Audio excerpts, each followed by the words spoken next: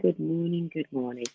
Good morning, LinkedIn Live. Good morning, we are live. It's taken a little while to connect up to LinkedIn these days, Tom. But good morning, Tom. How has your week been? It's been good, thank you, Cheryl, and thank you very much for having me on the program. I've been really looking forward to this. Oh, thank you. And good morning to anyone that's joined us live. As always, please put a good morning in the chat. I'm really intrigued to see who's on. I'm hoping people aren't fed up of talking about adolescence. I can't talk about it enough. And literally everyone that I come across, I'm like, have you seen Adolescence? There's a couple of people still in my circle that I'm desperate for them to watch it just that we can talk about it. So good morning. If you're joining us live, please do drop a good morning in the chat. And also, if you have or haven't seen Adolescence, and specifically if you haven't watched Adolescence, I'm really keen to maybe understand why as well. Hopefully I'm not prying too much. Are you just sort of like fed up of it? Is it not your thing? So I've got with me Tom Gold, founder of Beyond the Man Cave. I think I described you as like a Bear Grylls type. Is that fair, Tom? Yeah, I taught that kid everything he knows. No, that's... Sure, just to be clear, in my version of the outdoors, nobody gets cold, wet and miserable. It's a hashtag fail if that happens. So, no, thank you for that, though. Oh, you're very welcome. So Tom is founder of Beyond the Man Cave, dedicated to helping men become their best selves through practical, no-nonsense approaches to physical strength and mental fitness. Let's just pause there really quickly on your intro. Why do you like the term mental fitness? And I know we were going to talk about this originally before Adolescence came on and ruined the agenda. So why do you prefer that term mental fitness? Just really quickly for anybody that doesn't know why. Yeah, I find it a much easier term, Cheryl, and I think it points to something that you can work on. There are a tremendous number of exercises and things you can do to enhance and improve your mental fitness. I am a huge and passionate advocate for using the outdoors for this purpose, because a lot of the time all you got to do is go out there and switch your phone off and turn your senses back on. And there's about 100 years of science that points to all the good things that happen to your body physiologically during that time. So I like the term mental fitness. I like people to see it as something that they can take time in the week to actually work on, instead of it's just like, I don't know, going to the gym and thrashing the treadmill for half an hour or whatever.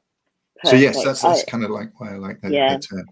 I love that. And we've got Jill on. Good morning, Jill. We just we had an in-depth conversation about adolescence last night. That was almost my prep, Tom, for this conversation. So we've got Jill, who I know has watched. Jill, if you've got any questions for Tom, please drop them in now, and maybe we can see whether we're going to cover them in the agenda. But Tom, you're not just an outdoors, and actually I was going to say your background there, you can tell that you're into your books and you're studying, because you've got a degree in psychology, you're ICF accredited, transformational life coaching. So, there is the physical thing. And I loved what you said about the outdoors. One of my most memorable retreats, I'm really into retreats. I went on a retreat to Portugal, and I left all devices at home. So I didn't even have with me, I didn't have a phone, I didn't have a laptop.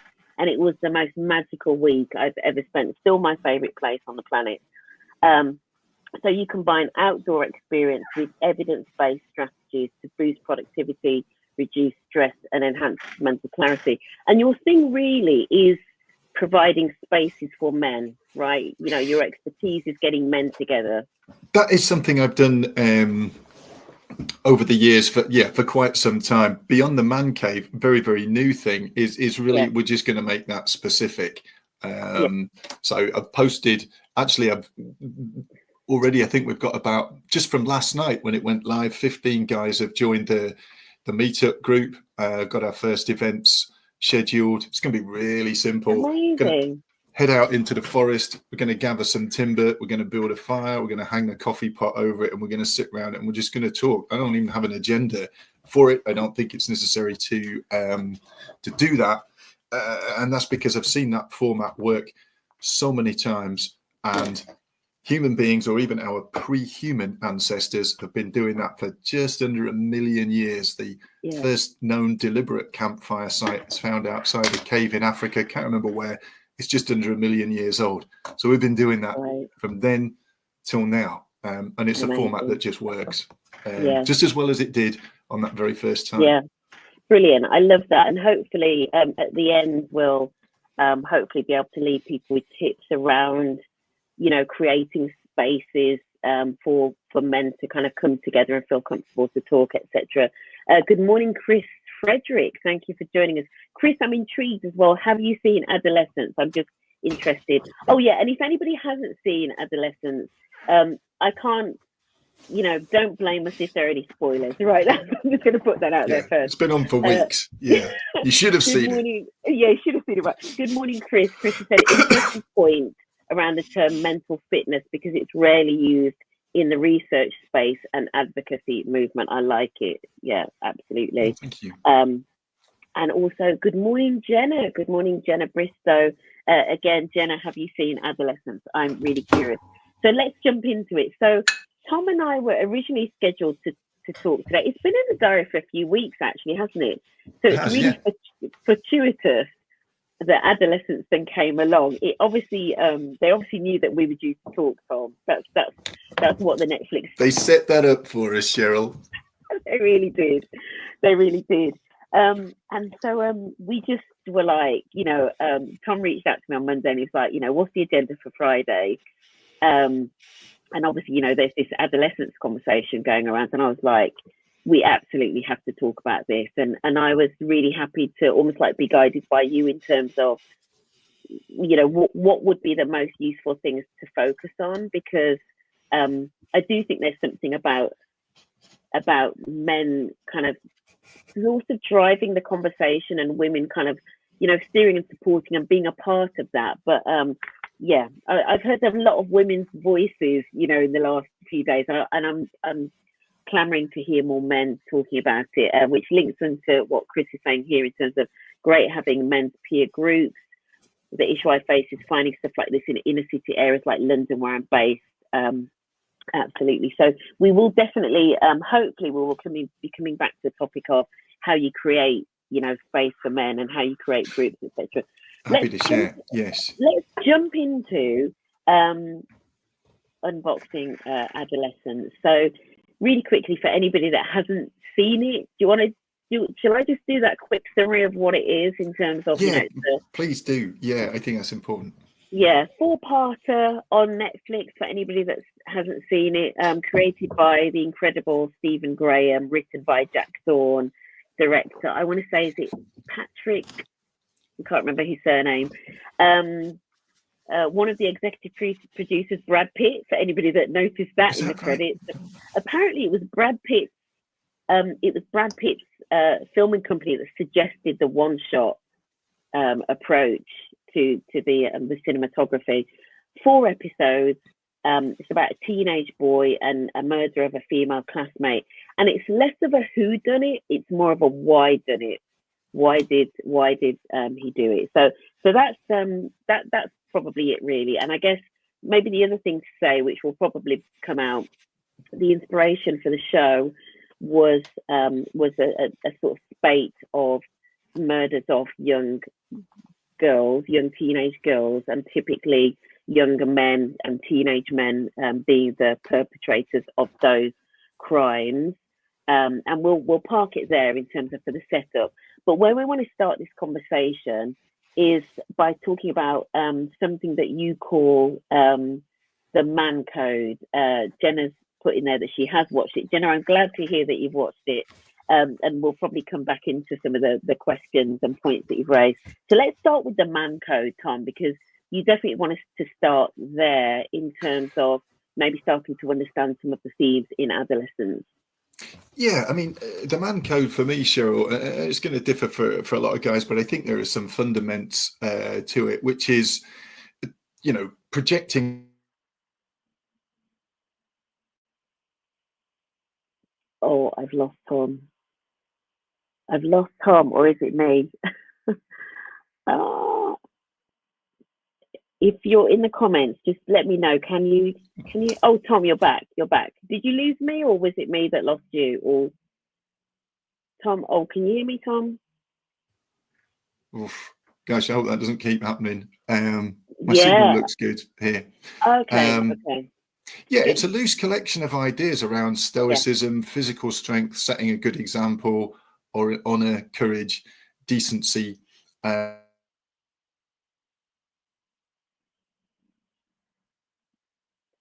think we're losing Tom. Like to have of their, have of themselves, of these creatures of simple tastes and needs, and those needs are easily met by a sort of combination of, sport, sex, alcohol, banter, and cars. And I think I'm going to stick my neck out here and say I think women are equally guilty of promoting that view of men as one-dimensional, uncomplicated creatures. Guys, definitely responsible for it. And it's not the case. It's a lot more complex than that. But these two ideas taken together, I think, produce this. Well, we see it happen to Jamie's dad in adolescence. Suddenly, he's in a position where values that he has clung to his whole life, that he was raised on, that every man he's ever known has been raised on, and they're completely irrelevant. They cannot help him in this really desperate situation. There's a fundamental disconnect between him and Jamie, and there's a whole world. It's almost like Diagon Alley that he hasn't seen. It's just invisible. And his traditional values, these tenets of masculinity, the man code that he's clung to his whole life, he's suddenly realizing it cannot answer the purpose. It can't help him here. And as a father who had my youngest son 18 months ago, well, it sort of came to an end a year ago, made a series of catastrophically bad decisions, which is another story. I really identified with Jamie's dad because he's just lost. He goes through all the way from sort of disbelief to denial to rage and despair. Obviously it's just a drama. But I wanted to put my hand on that dude's shoulder and say, Christ, here for you, man. But, there's so little you can do. And I just wanted to come back to because you talked about two concepts there, and I think we may have just missed the second one because you came in and out a little bit. Sorry about that, No. So you talked about the man code, which is almost like this set of kind of traits and characteristics that are like the traditional or like stereotypical, as some people have said in the comments. Just this is how men are, right? We're men, and all that sort of thing. And then the second thing that you talk about, which I want you to maybe just explain that again around the popular view of men. Do you want to just explain that? And this is something I'd be really interested to hear your viewers' thoughts on, Cheryl, because ready to be shot down on this. But I think that a lot of men have a very cozy view of themselves as one-dimensional creatures whose needs are easily met with a few core things: sex, alcohol, sport, cars, banter. It's a nice cozy way to see yourself, and I think women can be guilty of promoting this view as well. And men are a lot more complex than that. Certainly in my experience I've found them to be, but it's a nice view to have of yourself. You can be unapologetically crap at a whole range of domestic tasks because you're a bloke, except when it comes to the barbecue, then you become the fire master. And women have promoted this idea as well, and it's not okay, because in 2025, fellas, you don't get a massive fanfare for cooking dinner. Those days are gone. We need to do better. And so I think something that may be a slightly separate subject, so I'll be really quick about this, that this one-dimensional kind of man with his sort of domestic inability, his emotional incoherence, it's kind of funny, but he loses out big time in the event of separation and divorce, because one of the first things you discover is that the school now direct all communications to the mum, or as they explained it to me, the primary carer, and the law courts, the justice system sees it in the same way. You're sidelined from the picture. Is this because there's an assumption that we can't assemble a packed lunch, iron a school shirt, or provide a degree of emotional support. Is it our fault that happened? Because we embrace this cozy view of, hey, can't cook, I'm a bloke. And I'm glad. I mean, there's a lot of things there that you can say, Tom, that I maybe can't say, right? Or we'll get sort of Cheryl, it's your show. I think you can. No, but you're absolutely right in terms of, and especially the thing about, this one-dimensional view, and in particular, the things that you're saying there in terms of, men, almost like in a jokey way, men not being good at X, Y, and Z. So we're coming up to Mother's Day. It's this weekend, isn't it? Compare and contrast the cards that you see for Mother's Day to the cards that you see for Father's Day, right? That's interesting. It's shocking. It's actually shocking. I mean, this is something I've been talking about for years. I'm like, why do we think it's funny? Like, why is it funny to paint the fathers in this ridiculous, like, caricature of men that can't do anything, right? You're right. We've all bought into this ridiculous thing, and then it does extend into other areas. I know that sometimes when we sort of start to get talking about things like men being comfortable, being vulnerable, say for example, some men say, if I show that side of myself, my partner in hetero can't necessarily deal with it, right? So there is, we've all got these roles to play in terms of how we sort of see, the different kind of genders and how we sort of impose those stereotypes. It's a really interesting one. And the one thing I wanted to come on to, kind of almost like tied to this, is this whole thing about men and rage and violence. Because obviously this is a thread that goes through the show. But it's not necessarily just men. The whole thing of violence and aggression is just everywhere, and it's not unique just to men.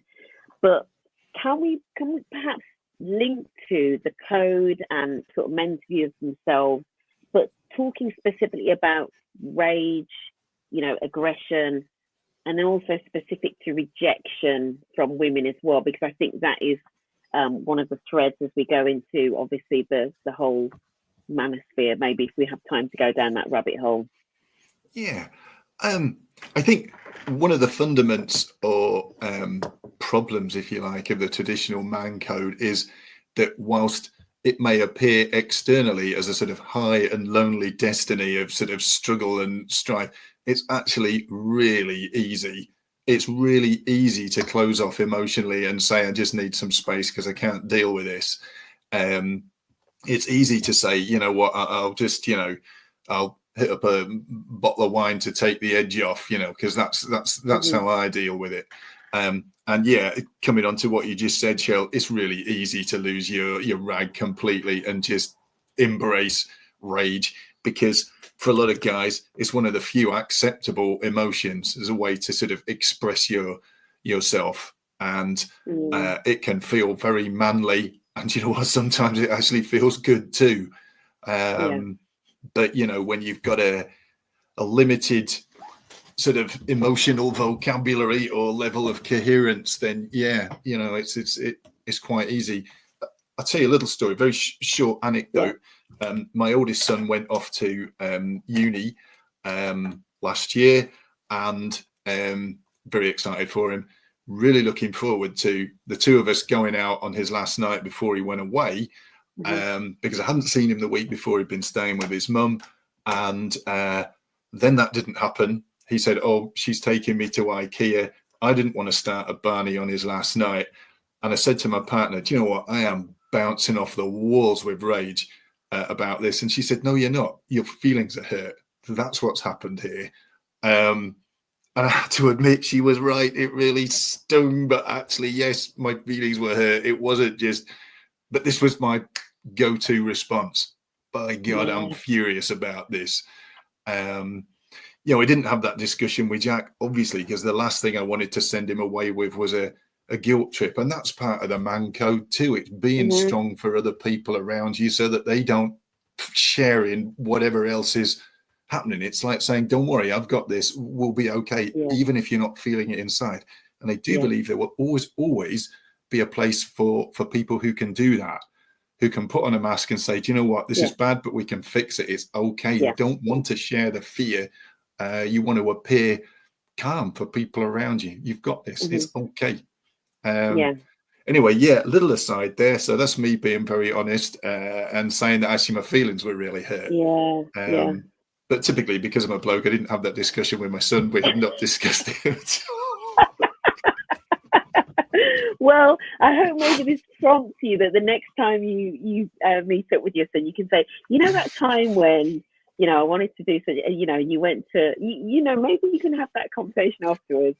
Yeah, we should. I'm going to try to, you know, not let it come out in a great wave of bitterness and resentment against his mum. No, we get on really good, and I did not want to send him away with that in his head. You know, he had way too many other things to think about. So, it was my awesome lady that pointed out. She said, "You know what? Your feelings are hurt. You're not angry." That was it was a tough one. Yes, but true. Yeah. Can we talk? Interesting. Let me come back into the points, because there's a couple of points that have been made, I guess, around these stereotypes and just sort of generally. So let's just take a pause. So I'm going to sort of like circle back on some of the comments here, and then I'm going to come to some of the points where people maybe have a slightly different view. So Jenna sort of started out sort of saying it's powerful and emotive watch. It has opened up discussions around topics that are often not spoke about. So I think it is positive. It's a positive.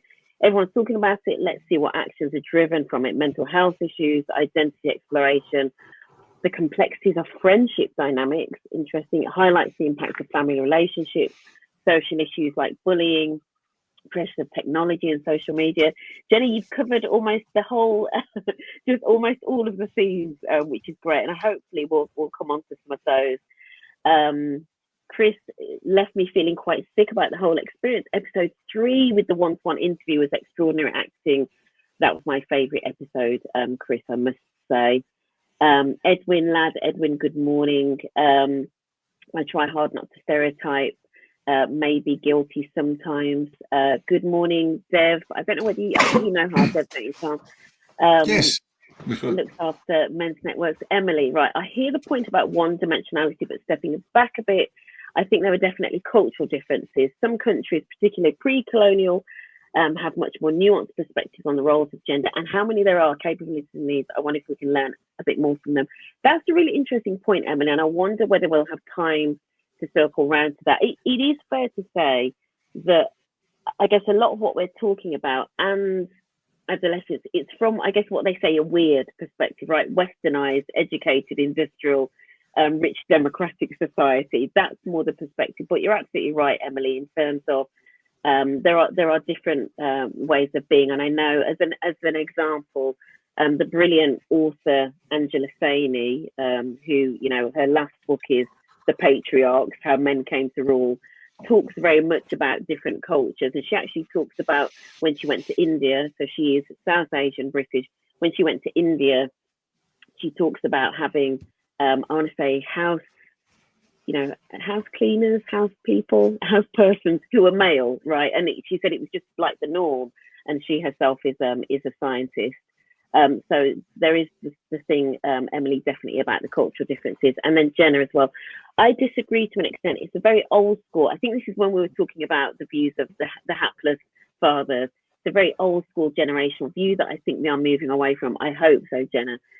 Slowly, albeit, but I do think we are opening up with these conversations like fathers matter, men's mental health, equal parental rights, etc. Absolutely, Jenna. Yeah, could I just say to Jenna, she's absolutely correct. I mean, you know, I do sense things shifting and improving, but I still see a lot of dudes clinging to this, you know, largely redundant code and this really unproductive view of themselves. I'm guilty of it too. I'm not outing it there as the sort of the answer. We can see in adolescence how that whole setup just completely fails. And I think as well, and this is the one thing that we're going to talk about in terms of, and we touched on it in terms of women's roles in this, in keeping men in that code. And then we'll come on to Edwin's question, Tom. I'll throw that over to you.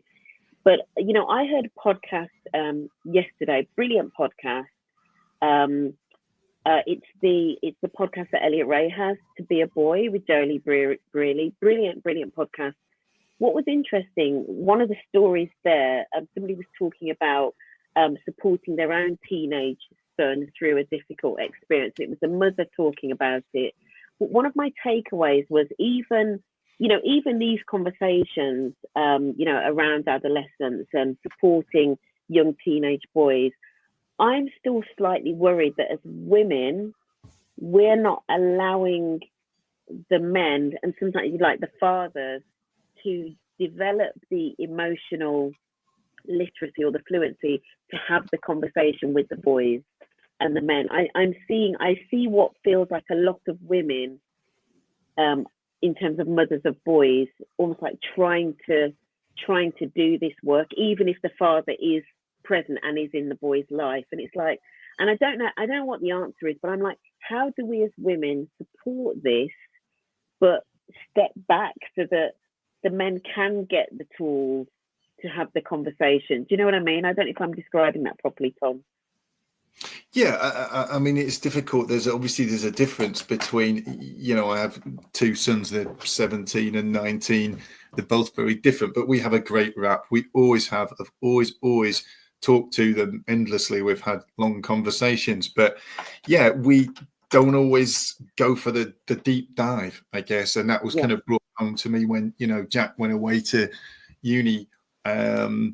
I tried very hard when his mum and I split up to maintain that, I'm good. You don't need to worry about your dad. I'm fine, because I didn't want them worrying. I guess that spilled over into an assumption that somehow I'm great, Yeah. I used to joke with them. They said, "What do you do when we're not here?" I said, "I just lie on the couch and cry, eating frozen pizza, and getting drunk." Because it was a very sort of toxic view, really, But we made it a very blokish thing to do. We made banter out of it and a joke. And I think, perhaps through doing that, and maybe this happens to other guys through this sort of cozy view of themselves, or I'm fine, whatever. That becomes a sort of self-fulfilling prophecy. We're seen as, don't worry about dad, he's going to be okay.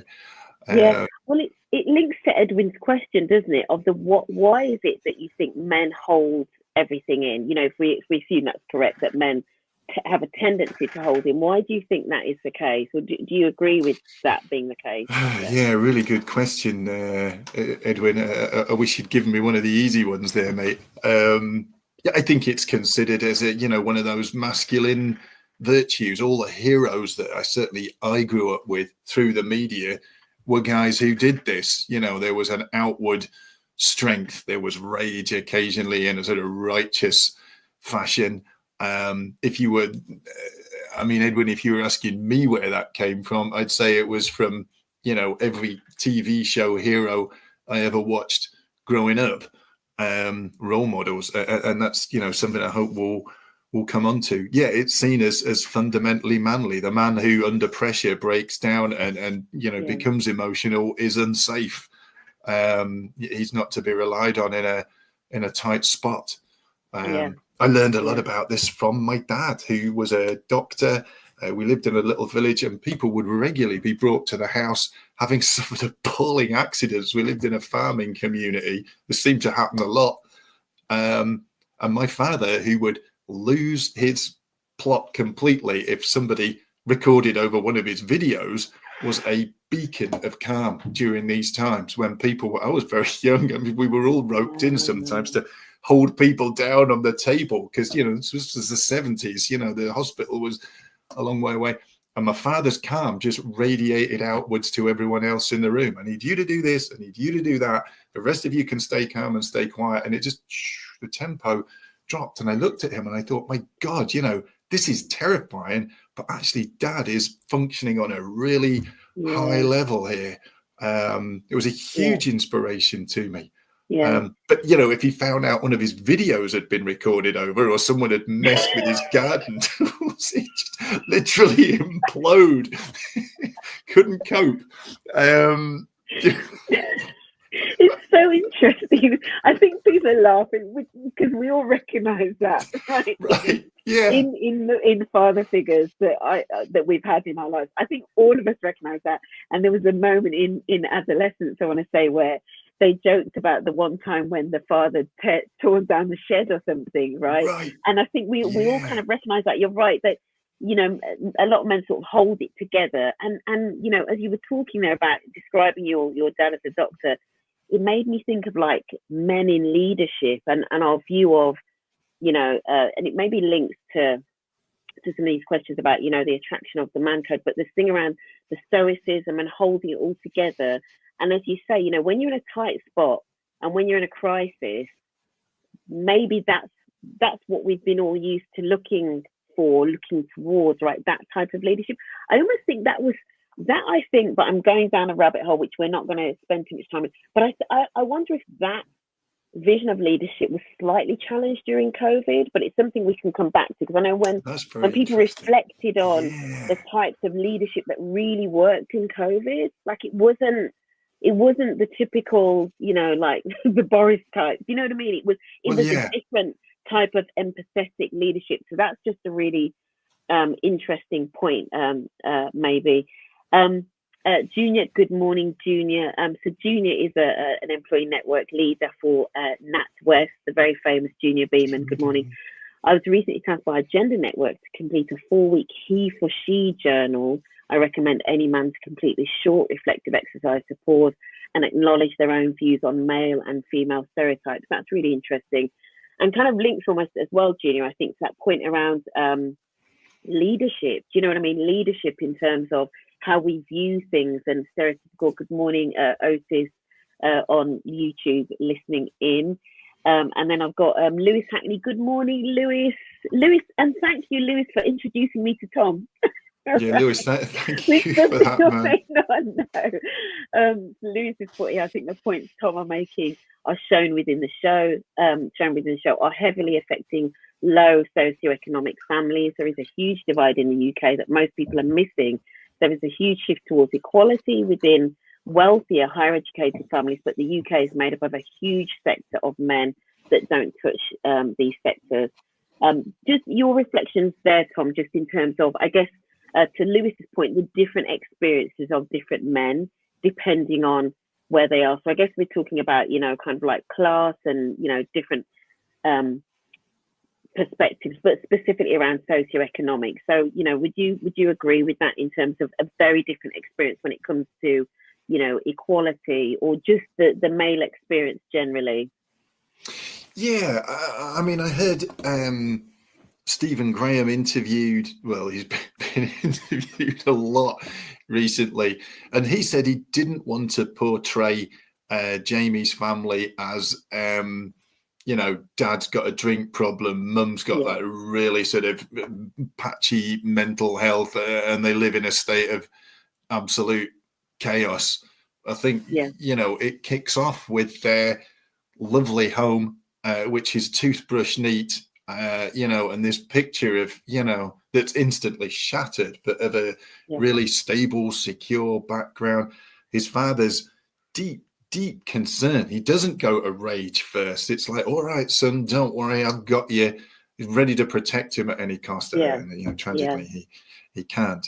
So I don't know if that answered the question even remotely, but it looks like with adolescence, they made a deliberate attempt to not go down that route of, I don't know, painting it like that documentary Benefit Street or whatever. You know, here's a respectable man in a respected profession who is respected by his neighbours. Yeah, absolutely. Yeah, no, I think you're right there, and I've heard Stephen say something similar, and the writer as well, Jack Thorne. I wanted to just pull in this comment here by Harder, because I think it kind of links back to something that we touched on before, which was about this thing about rejection. So Harder's put here, I think men have a different element of emotional resilience, which can be played out in different ways. And we've touched on the topic of emotional literacy, but emotional resilience, and I want to come back to this point around rejection, because this is something that I've seen this talked about more in the response videos or the reaction videos by younger men, typically men in their 20s and 30s more, perhaps just because that's the stage of life that they're at, right? So this rejection, and we're talking about heteronormative now, so the rejection from women.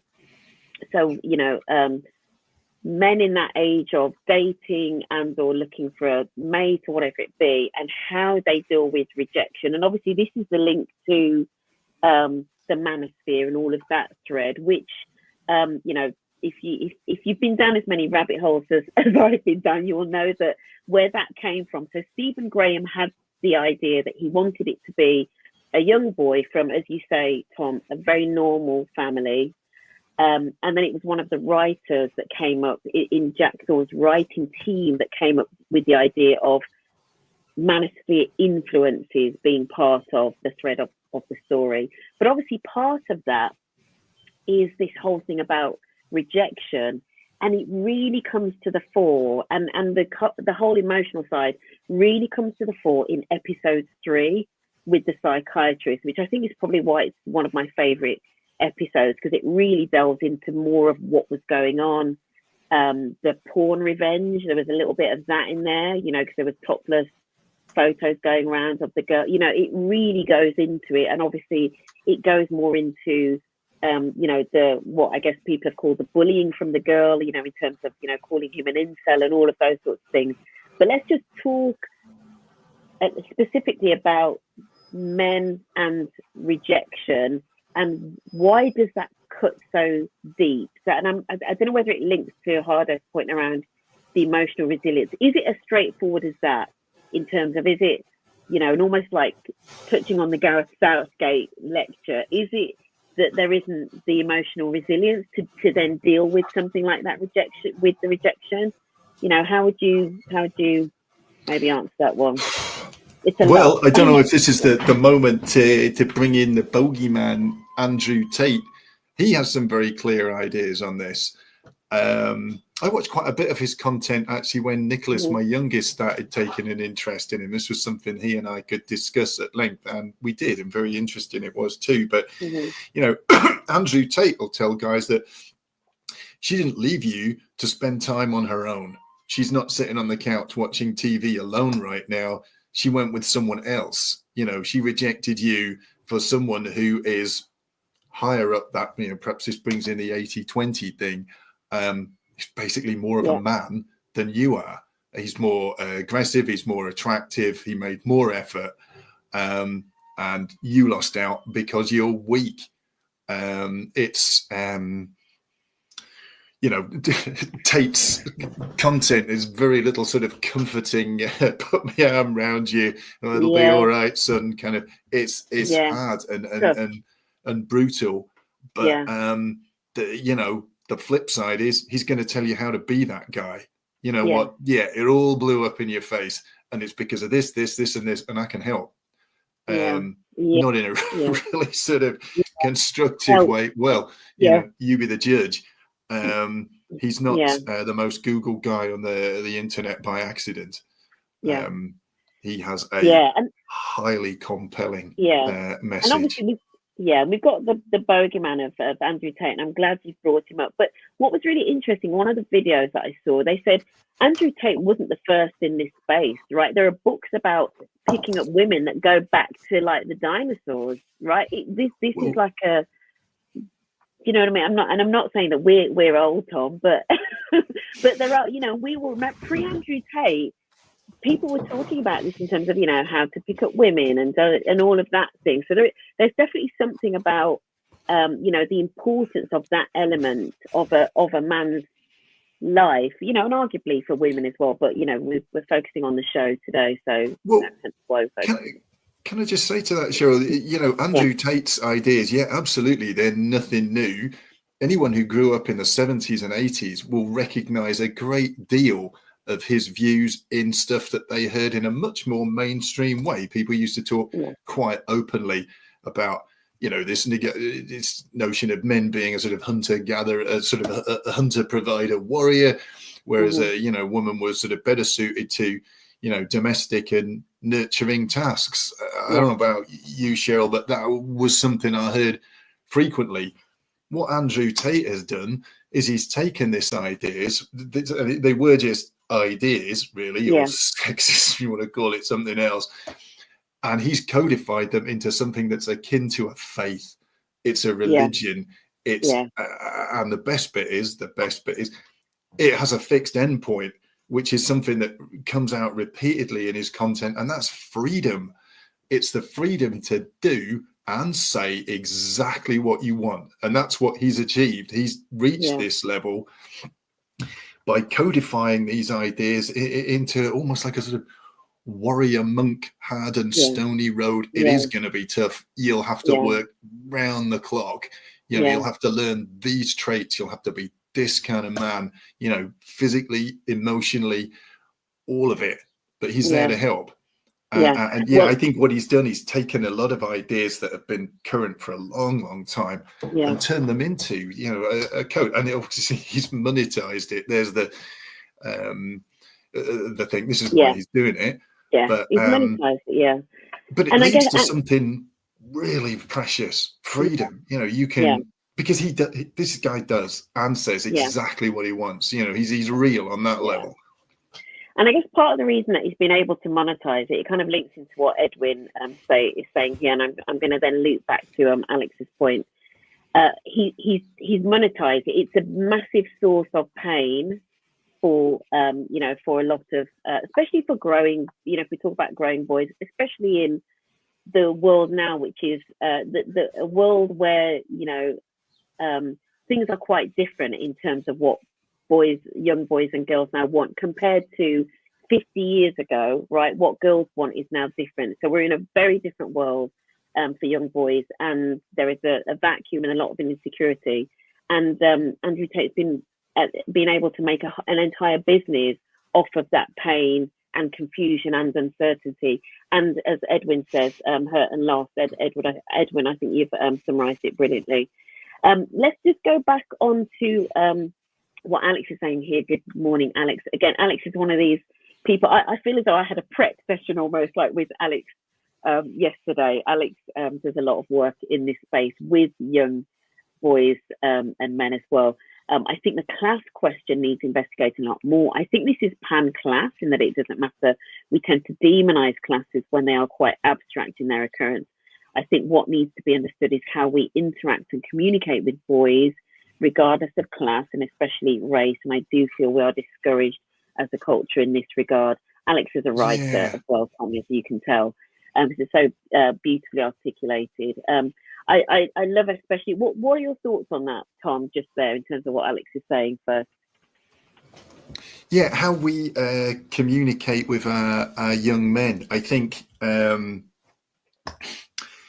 Gareth Southgate pointed to the necessity of role models, and I concur, but I grew up watching Blue Peter, John Noakes. Mm-hmm. He was a great guy. He was brave. He was physically tough. He would take on any challenge. He was crap at the kitchen stuff and he couldn't make the Christmas decorations, but he was great.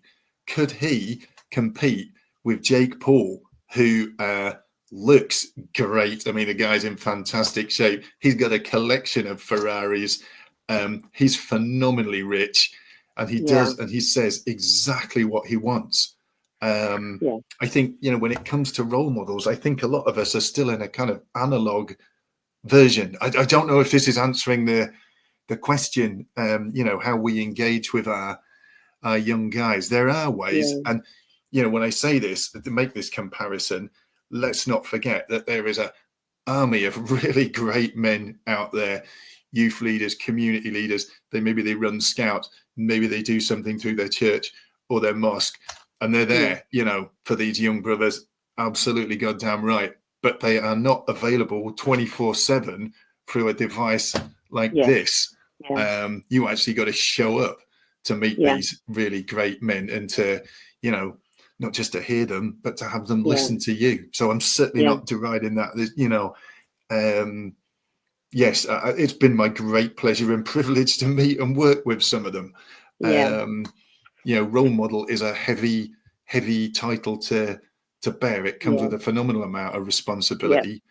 which generally isn't recognised in a sort of, but perhaps that's not why they do it. Sorry, don't want to start like a rant there, but the role model thing, that's tough. How we engage with our boys, we're competing against some really, really compelling characters who have a great message, or who, in the case of some of these YouTubers, are just knuckle dragging morons who smash up expensive stuff, place no value on anything, humiliate people for entertainment. It's tricky. You can't come to these young lads with, well, an honest day's work for an honest day's pay. How's that going to sound? When the alternative. And it links to, I mean, Jenna's put a point in, Jenna sort of Jenna's calling Bear, she's like, he's a dangerous extremist. And obviously Jenna's absolutely correct, but there is the point, and it links to what Alex was saying. There is this thing about, first of all, Tom, in terms of what you've said, how do you compete? So to Jenna's put the point of, he's a dangerous extremist, and I assume she was talking about Andrew Tate, but there is this point, as you said, Tom, first of all, how do you compete with that? So if you've got young people in your life, but particularly boys, because that's what we're focusing on now, how do you compete with those online influences? And back to then Alex's point is, how do we interact and communicate with boys, so that we can have conversations about the sorts of things that we're talking about now, and kind of also recognizing Jenna's point and recognizing the harm. I mean, one of the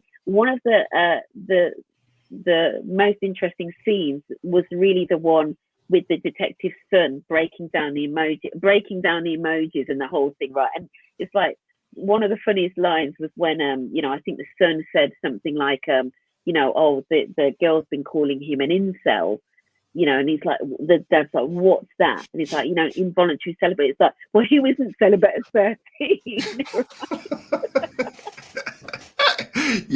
He's basically taken to school in that scene, isn't he, Dad? It's like, and there is a danger that if we don't, to Alex's point, do we know how to, do we as a society, right?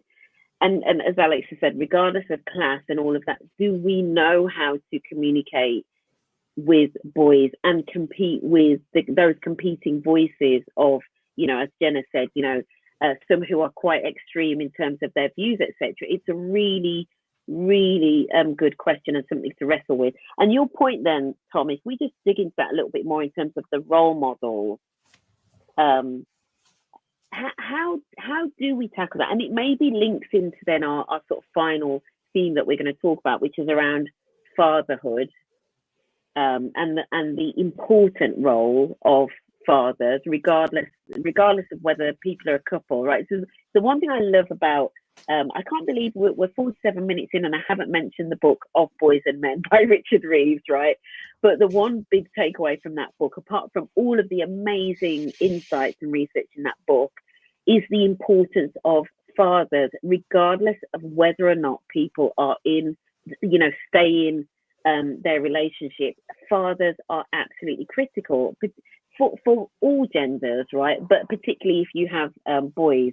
So what are your thoughts just around this thing about role models and how we talk to boys about this topic, which probably leads nicely into the work that you do, actually. So how do we do this? How do we, talk to boys about these topics, apart from just sitting them down saying we need to talk about? Well, I think that the trick is they're not sitting them down and lecturing them. You've got to be good at listening. You're going to have to listen for a long, long time before you start laying down the, and, I know it's a drama, but you can't come to this. I don't think you can come to this like Jamie's dad with, well, here's one I was brought up with, I sent him to football, I sent him to boxing because he needed to be tough, and sort of lecturing him about this, totally missing the fact that this young man's actually, very artistic and gifted in that sense. Doesn't think that's important. You got to become a really, really good listener. I blamed my youngest son's friends for a lot of the trouble that he got into for a long, long time. And it wasn't until I actually swallowed hard and sat down with those boys and listened, and we had a long, long chat or several, discussions hard as it was, because I was furious with all of them. But yeah, and very illuminating it was too. This is where I met Andrew Tate during these discussions. And how did you do the listening? Like, you know, was that just a case of making sure that you spend more time, you know, with them doing it? You know what I mean? How did it come about, the more listening? Well, driving somewhere in the car is a great place for guys to talk, because it's not contrived. You're there together anyway. It's the two of you. It's not like you've set it up. I always found that very, very useful. And you've got to ask the questions. You've got to make this it sounds like I'm giving out dad advice. The very, very last thing I would ever do, or, you know, prescribe to other men how they should be dads and men. Sorry if it came across like that. I'm talking about my personal experience here, which is to keep the questions coming. So tell me a bit more about this. So what does that actually mean? How did you feel? Tell me how that's going to affect things going forward. I just kept the conversation all about him. There was so much I wanted to tell him about how I felt, because I was, you know, in a really sort of precarious mental state for a lot of it. We had the police at the door a lot of times. Very, very difficult time. I identified with Jamie's dad, but we just had to keep that conversation going. To the point where, you know, with him and his friends, we actually had some dialogue. One of them wanted to join the Marines and be a sniper, so I lent him a book which is actually about that. I said, this does not paint a rosy picture of your intended profession. I said, I'll tell you something else. I will pass the first test and you will fail it. That's the drug test.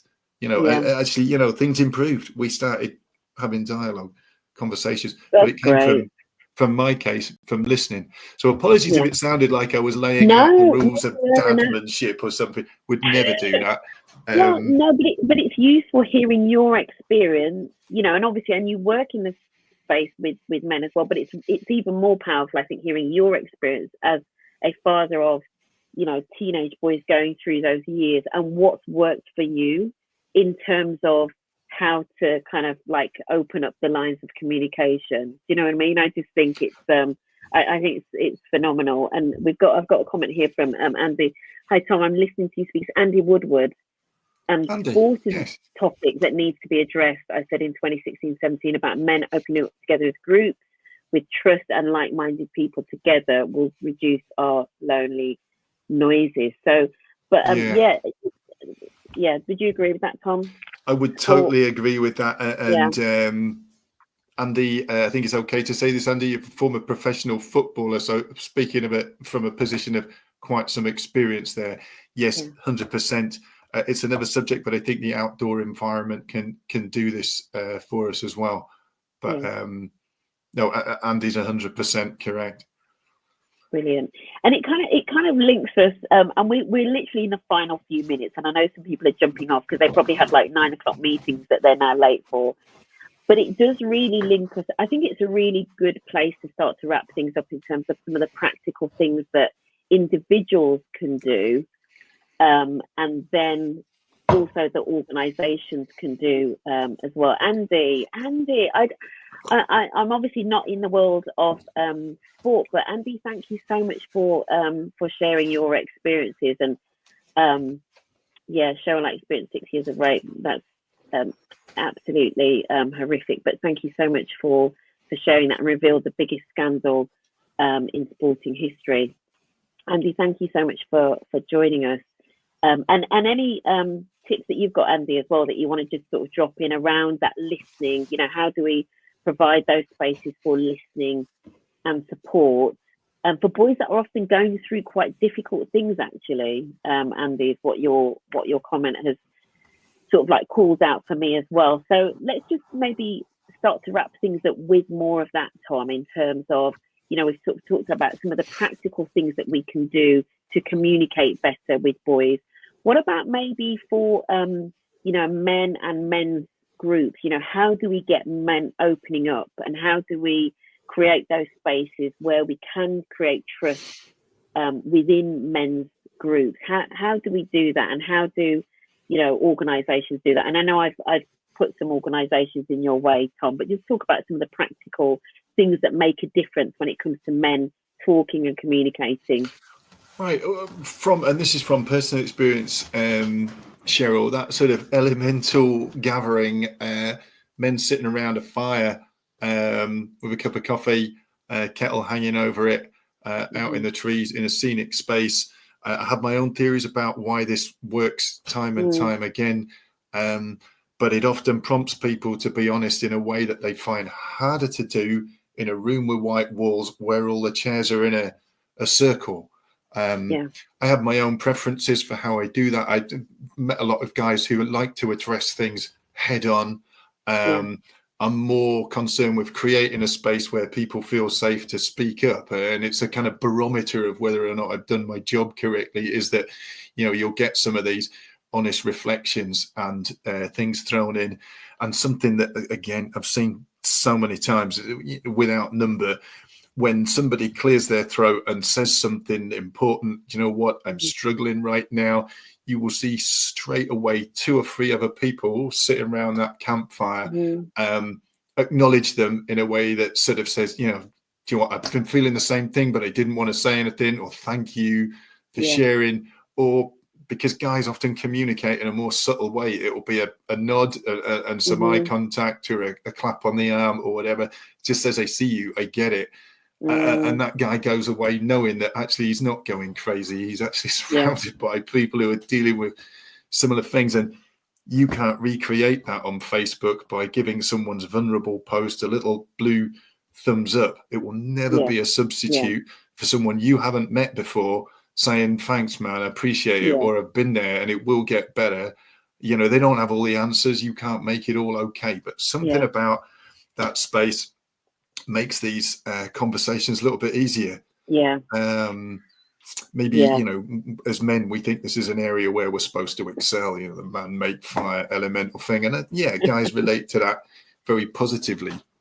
Women are always better at it. I've coached a lot of women in the outdoor space, and they're actually better at the practical element because they don't bring the emotional head baggage of excellence that guys alternate with. Of course, I could use an axe. I'm a bloke. It's the same reason they can't cut. It's because of their chromosome count.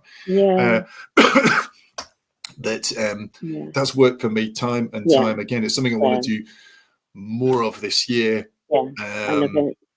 And the skills to make it happen are the opposite of rocket science. I love it for so many reasons, and I want to link it to kind of Edwin's point here. But in terms of what you've said about, first of all, the getting out in nature thing, we know is just critical, like to our mental health and well-being and everything. My morning walk is such a big part of my life. It has been since COVID, in terms of like as a regular thing out into the woods. So I think what you described in terms of getting men sitting around, a fire, just out in nature talking together is amazing on so many levels. But it's kind of just the complete opposite of just being stuck in front of a screen. Right, there's a scene in Adolescence where the mom talks about seeing Jamie's light on at 1 o'clock in the morning, and knocking on the door, and you getting a group of men out in nature, sat around something, having eye to eye contact, and those inflections, the body language, and everything that you talked about is a world away from, as you say, the dopamine hits of somebody scrolling on a screen, right? So I just wanted to. Honestly, it's like medicine. It's literally like medicine for our time. It's like getting a reel, like when somebody says, thank you for sharing. Exactly. That was brave. Or I'm there for you, or I get it, especially if someone you only just met. It means something. Then. Absolutely, Edwin's asking a really important question. I think you are better qualified because I know this area of expertise for you. Edwin, you and I, we should probably grab a coffee about this whole topic, because Edwin, I know in real life, IRL, and we're probably close enough that we could grab a coffee.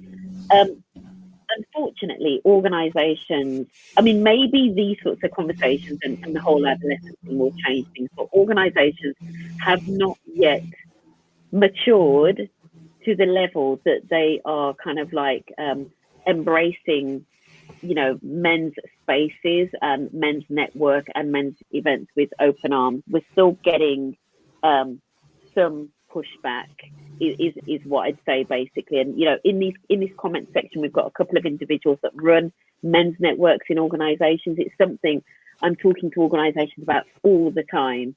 You know, I started a few years ago. I would say, "What did you do for International Men's Day?" And then the last couple of years, I'm always saying, "Have you got a men's network?" And it's a hard slog at the moment, but hopefully we're at a little bit of a turning point. And there are some, as I say, there are some men in here doing great work. But I do think we need, I think we need to create more of these spaces. Absolutely. Point there from Andy. We're wrapping things up now. Tom and I have spoken together, and what Tom is doing is solutions around groups in a safe place around nature, as he knows, and that collective space. And it links to, I know that there's another. I don't know if you'll connect. If I connect you, Tom, to a well-run Brum, which is something that a friend of mine runs in Birmingham, and that's a running group. So that starts with like a 5-minute inspirational chat, and then a run. You know, sort of conversational running, talking very much. It's only for men. Talking very much about, you know, sort of like men's health. And the final comments as we wrap things up. Andy Kane, thank you, Andy, for joining. Shame plays a big reason why men don't open up. 1, they know there is a problem but won't admit it. 2, they don't think anybody can help them. 3, there's a shame around seeking help. 4, they are resistant or combative. 5, they should be able to deal with it themselves. Or 6, they're so overwhelmed they don't even know where to start. Tom, your thoughts on that, on those comments? Well done, Andy, for encapsulating what I've been sort of to rant on about for the last hour in what is that, 4 sentences? Yeah. It's a mountain to climb. There are ways of doing it. Somewhere along this road is a masculine version of being emotionally coherent. You know, for me, that's the sort of, you know, the golden chalice. We find that, you know, you can be sort of able to enunciate these things in a way that you find appropriate, that doesn't make you feel weak or less of a guy. We'll get there. And somewhere in there as well may be this sort of elusive role model who can speak to our boys and, you know, present a version of being a guy that isn't old and out of date and is fun, but actually is going somewhere, you know. Tricky. The one thing that unfortunately we haven't got enough time to talk about really is parenting. Mad, angry, fine. I love that. It's three emotions: mad, angry, fine. Or you could maybe add grumpy, sleepy to the list if you were going to be really detailed. The one thing we haven't really had a chance to talk about, and I see Jenna's still online. Jenna, thank you so much for saying this. I promise we're nearly finished. We haven't talked about parenting. We maybe say that for another day, but we know that as much as, and I say this because I have a godson. I have a daughter. So I have an older daughter, but I have a godson who is a teenage boy. Who looks angelic, looks just like a cherub, right? And he has a younger sister. And we know that parents talk very much. This is something I was talking to Alex about yesterday. Parents talk about, especially liberal parents, like to think, I don't parent my children better. But the studies tell us something different. The studies tell us that parents tend to talk way more to girls, right? So when girls are being raised, parents talk to them more, and the boys, they're like throwing them around the room. This is what studies have told us, right? And then we're surprised that girls have more social skills or relational skills and all of that. But unfortunately, for many, many years, and things may be changing, but for many, many years, the research told us we do in fact parent babies differently. And there's all sorts of rabbit holes we could go into about aggression in toddlers being roughly the same by gender, but then girls being socialized to stop, being aggressive. Is fascinating. Final thoughts from you, Tom, as we wrap things up. What do you want to leave people with today? What do you want to leave them thinking about? Well, sure. I think the thing I'm personally most stuck with is, this role model that we need to find for our young dudes. he's going to need to be someone special or of a sort of, a caliber who, has something very good. I mean, I'm not saying we don't have them. Like I said, there are a lot of these fantastic guys out there, but they're not on YouTube. They don't have 1 million+ followers, and you have to go to them, generally speaking. So that's, and, on a personal level, I want to do some dads and lads sessions this summer, bushcraft, fire skills, cooking on fire, building shelters. This is an area where, guys and their sons and young dudes can come together, in a really productive way. I've seen that work so many times. And these are, they're like downloading apps, these skills. You carry them forward with you and you pass them on someday to your own little men. Obviously, this is something we do with girls as well. Just guys relate to it in a different way because they think they're supposed to be able to do it. I love that. And it's priceless to share that with other guys who didn't have dads who showed them how to do it. You can share this in an afternoon. One of the last thought on this. One of the nicest emails I had in the longest time was from a young guy who was on a drug and alcohol recovery program who I worked with. He hadn't had any productive time with his 5-year-old son in 3 years, but the following weekend he was having an unsupervised visit with him for the first time. That day with his group, we cooked pizzas on the fire and we shot the breeze and various other things. He wrote to me a week later and said, me and the wee man cooked pizza on the fire and we had a great day. And I just thought, man. That, he will remember forever that dad showed up and he brought the good stuff and he delivered. Cool. I was so chuffed for that guy, really. It was absolutely made my day, my week, my year to read that. He did real good. And you know what? It wasn't difficult to share those things with him. I love that. Yeah, absolutely. So definitely, if you're watching this, please do please connect with Tom. Look out for where's the best place to connect with you? Is it on LinkedIn or are you on LinkedIn's always good. I'm going to be posting some stuff on the Man Cave today. But LinkedIn, I'm getting my head around it now. It seems to work. So please do connect with Tom. Edmund's put, Tom, do you find people from all demographics and attend your courses? I'm guessing that's going to be a yes. Yeah, absolutely. I'm doing some work with a Muslim group later this summer. Really looking forward to that. I've worked with faith and race groups before. And absolutely.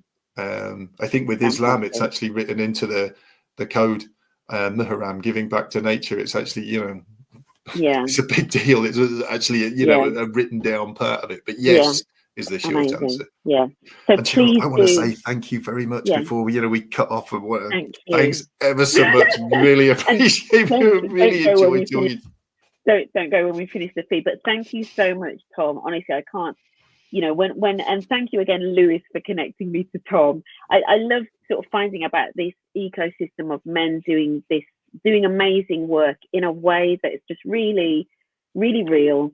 Really gritty and in a way that's really accessible and relatable to a lot of men, because I know that there are men doing this work in all sorts of different ways, and sometimes it takes all sorts, right? But I think sometimes we don't showcase enough of the men doing the real kind of real work in the field of sort of relatable work for young men and boys at the moment. So Tom, thank you so much for this conversation. It's been incredible. Thank you, Cheryl. And thank you, everybody that listened and that's contributed live. It's been such a great conversation. And if you're watching on the replay, thank you so much for taking an hour and 9 minutes out of your day. Have a fantastic weekend, everyone. Take care.